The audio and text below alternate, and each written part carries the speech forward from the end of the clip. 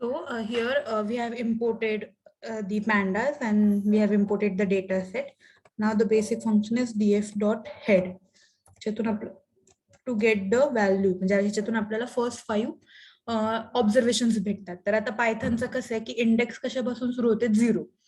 त्यामुळे पहिले 5 ऑब्झर्वेशन्स पहिला काय होणार आहे 0 आणि मग नंतर 4 ऑब्झर्वेशन भेटणार आहे.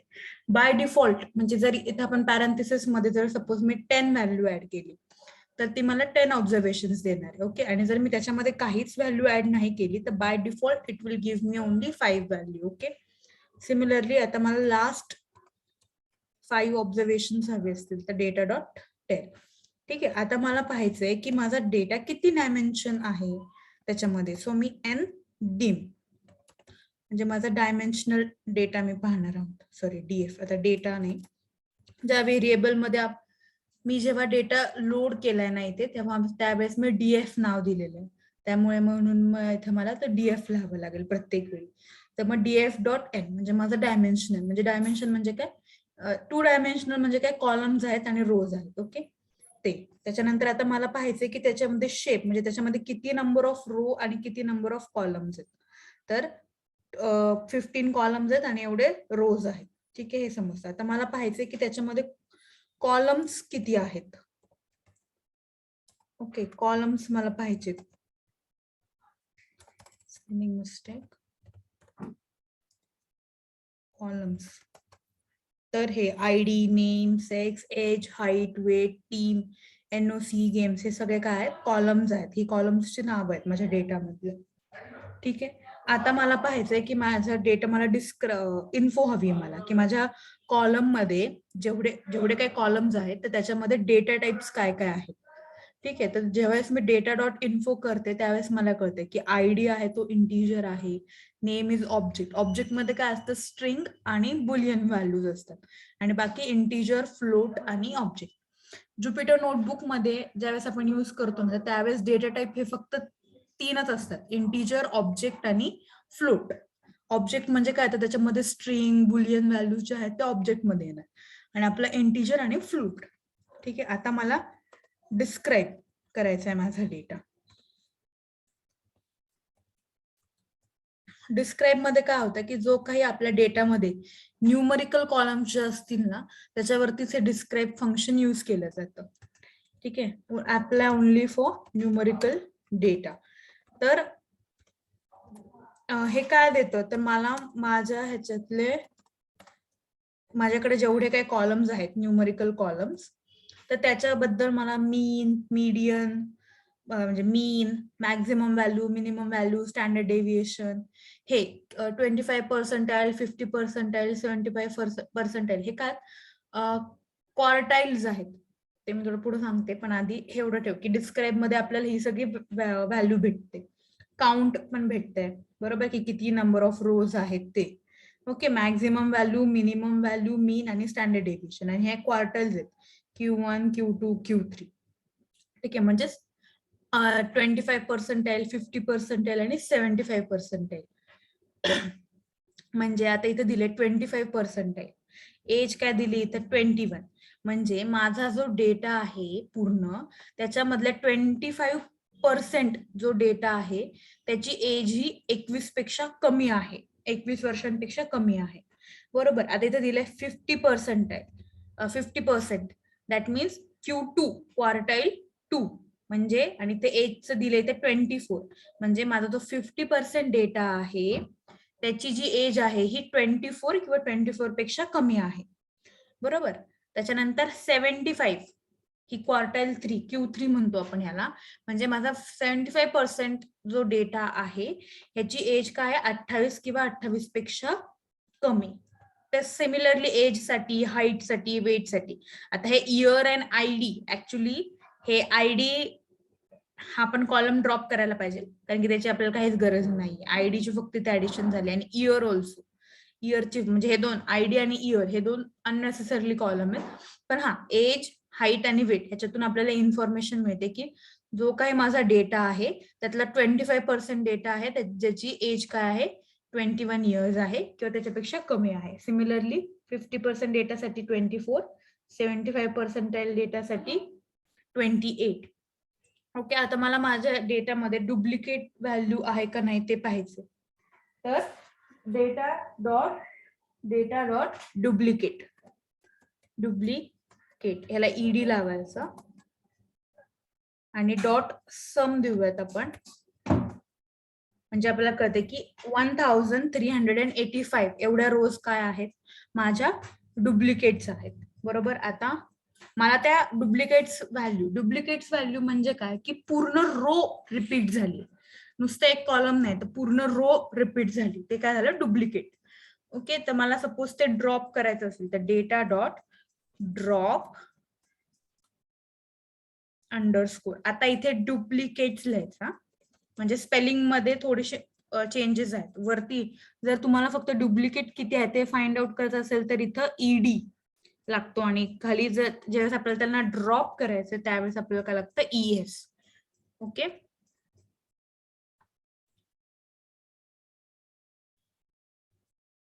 एक मिनिट, स्पेलिंग चुकलं वाटतं माझं. DROP येऊ नाही पाहिजे, ड्रॉप डुप्लिकेट्स. ओके,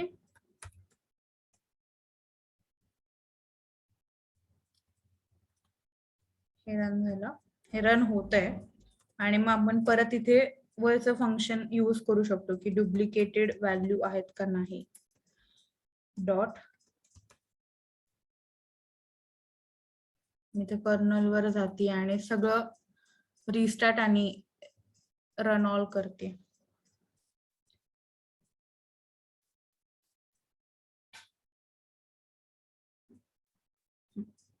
सगळं रन झालेले परत, जस्ट अडकत होतं म्हणून. हा इनव्हॅलिड सिंटॅक्स आहे.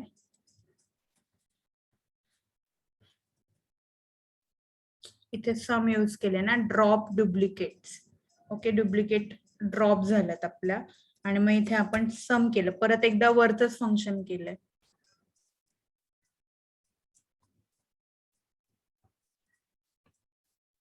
ड्रॉप डुप्लिकेट्स आणि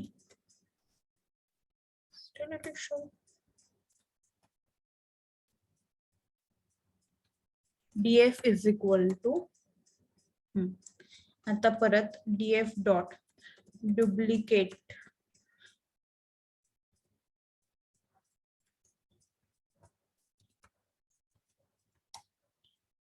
सी. मगाशी काय झालं होतं की मी नुसतं df डॉट ड्रॉप यूज केलं होतं, बरोबर. पण माझं काय झालं होतं, ज्यावेळेस मी परत ही जी वरची कमांड आहे df डॉट डुप्लिकेट डॉट सम ही घेते, तर काय होतं, हे आधीचाच डेटा तो मला रिकॉल करत होता. म्हणून मी काय केलं, ज्यावेळेस मी ड्रॉप कमांड यूज करते ना, डेटा डॉट ड्रॉप डुप्लिकेट, त्यावेळेस मी ही कमांड एका व्हेरिएबल मध्ये सेव्ह करते, dfच. ओके, आणि मग मी परत तो जेव्हा df घेते तर सेम 0 डुप्लिकेट्स आले, 0 डुप्लिकेट्स इथं आलेले. ओके, त्याच्यानंतर आता मी इथे परत घेऊ शकते इज नल. आता मला पाहायचंय की नल व्हॅल्यूज आहेत का नाही. ज्यावेळेस मी नुसतं हे यूज करते ना त्यावेळेस हे ट्रू फॉल्स टेबल येतो, which is not very good. त्याच्यातून आपल्याला काही समजत नाही, म्हणून आपण इथे डॉट सम यूज करतो.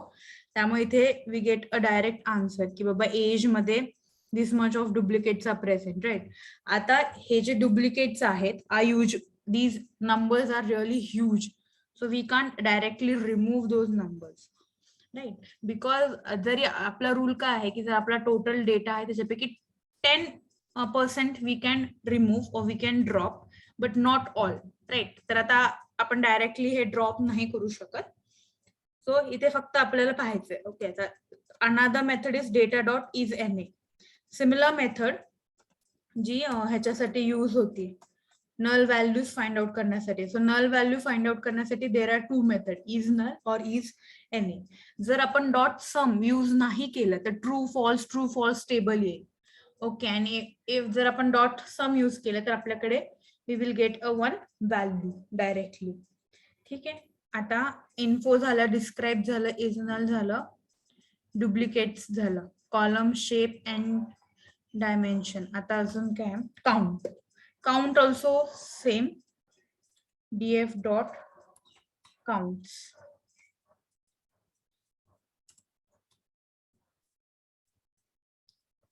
तर काउंट काय नाही, काउंट हे इन्फो सारखंच काम करतं. म्हणजे आपल्याला प्रत्येक ह्याला व्हॅल्यू भेटते, किती किती नंबर ऑफ रोज आहेत हे कळतं आपल्याला.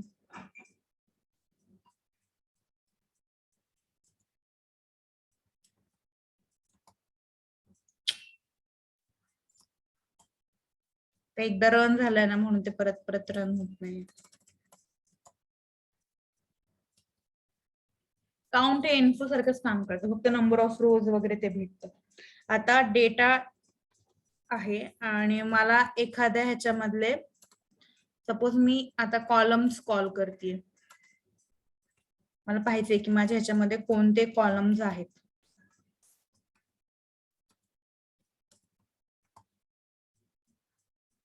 Sorry, DF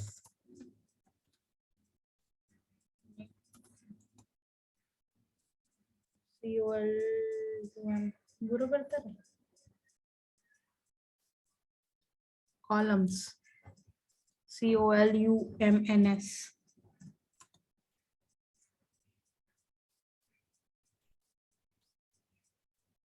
Why it is showing so?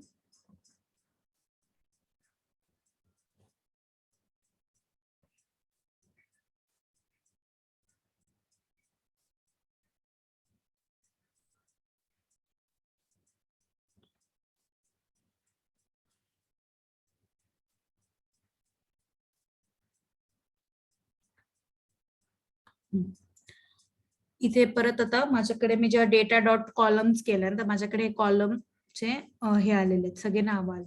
Suppose मला एखादा कॉलम आहे तो रिप्लेस करायचा आहे, म्हणजे त्याचं जे नाव आहे ना ते मला चेंज करायचंय. तर मी डेटा डॉट रिनेम, मग आतमध्ये लिहिणार कॉलम्स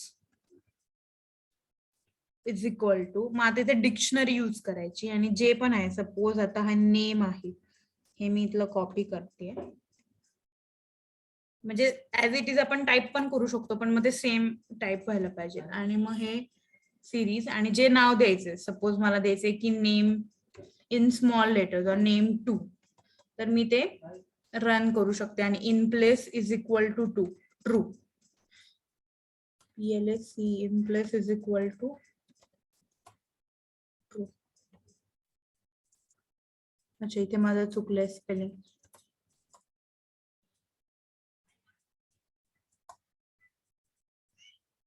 तर आता ज्या वेळेस मी आता डीएफ डॉट कॉलम्स, ज्यावेळेस आता मी माझं इथं रिनेम झालेला आहे, जो नेम हा माझा कॉलम होता सेकंड कॉलम, तो माझा चेंज होऊन काय झाले, नेम 2 झालेला आहे. ओके, आता ज्यावेळेस मी परत ही कमांड यूज करते ना कॉलम्स, तर तिथे मला येईल की हे बघा, इथे नेम होता आधी, आता ते नेम 2 झालंय.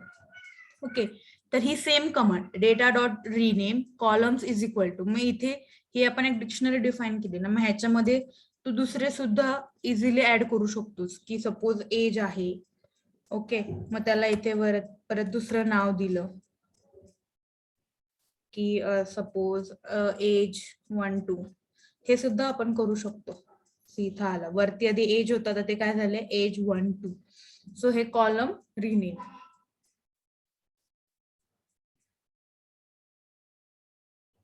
मी बाकीचे दुसऱ्या व्हिडिओ मध्ये पाठवते.